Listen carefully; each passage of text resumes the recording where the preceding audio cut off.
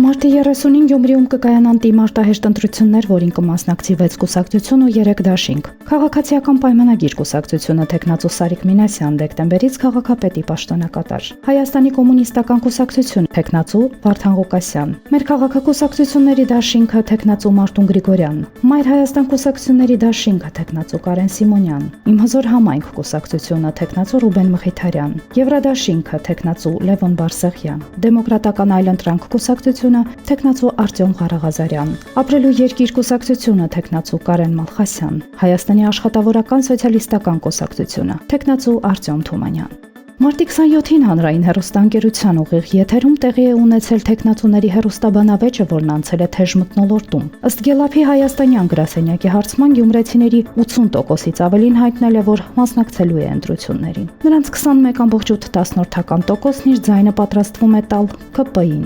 18,3%-ը Հայաստանի կոմունիստական կուսակցությանը, իսկ 8,9%-ը մեր քաղաքակուսակցությունների դաշինքին։ Մարտի 27-ին Գյումրիում ընտրակաշառք տալու, ստանալու, ընտրության ժամանակ բարեգործության արգելքը խախտելու մեղադրանքով 8 անձ ձերբակալվել է։ Հակակոռուպցիոն կոմիտեից Armenia Today-ին հայտնել են, որ ձերբակալվածների թվում են քաղաքապետի արտահերթ ընտրություններին մասնակցող Մայր Հայաստան եւ մեր քաղաքադաշինքների ներկայացուցիչները։